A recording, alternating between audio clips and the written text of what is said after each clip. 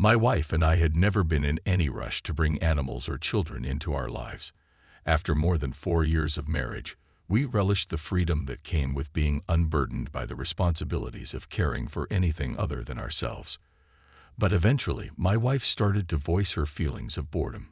She mentioned how a dog would be a great companion for her.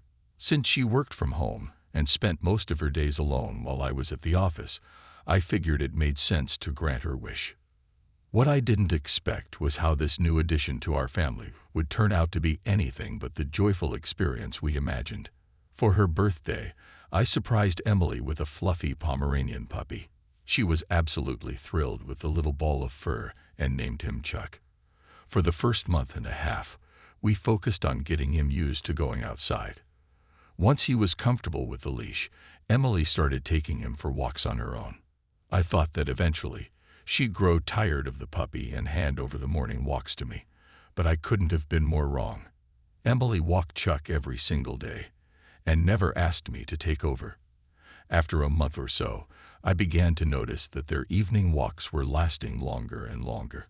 Some nights, she'd be out for an hour, sometimes even 2, though there really was no need to walk him that long. I found it all a bit odd.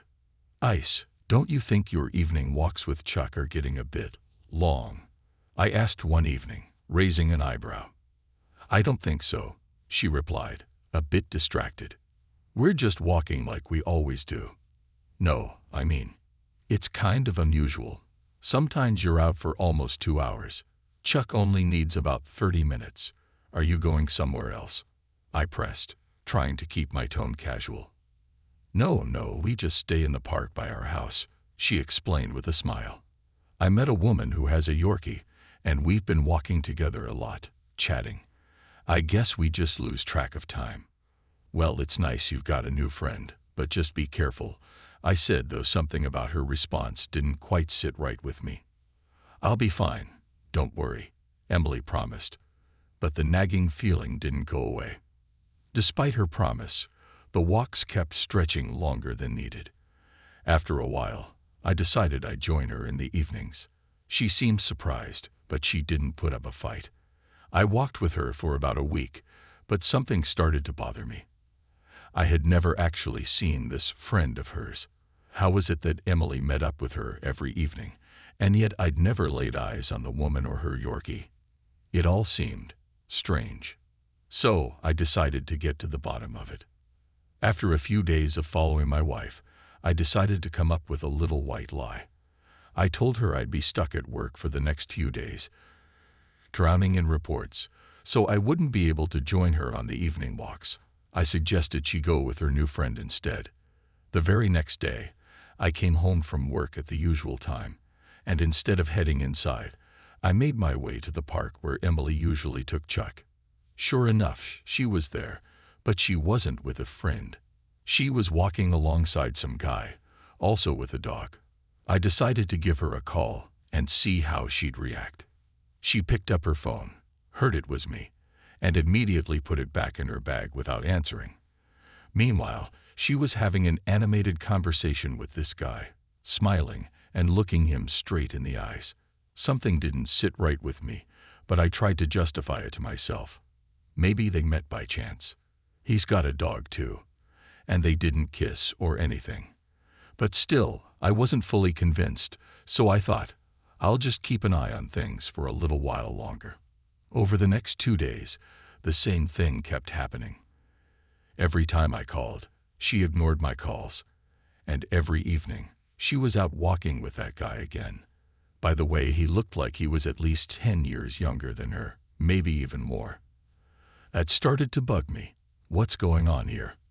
I knew it was time to confront her.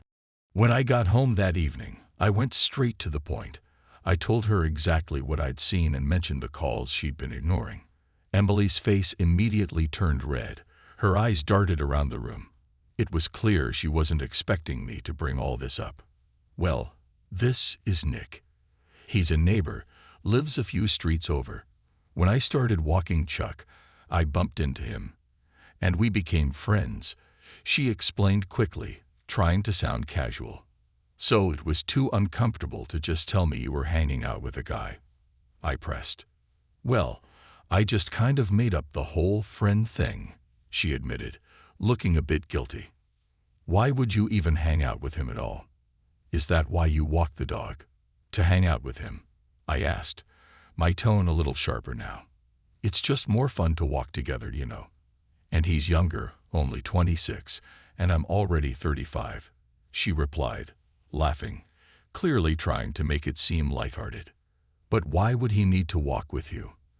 And why did you ignore my calls and not just tell me what was going on? I shot back.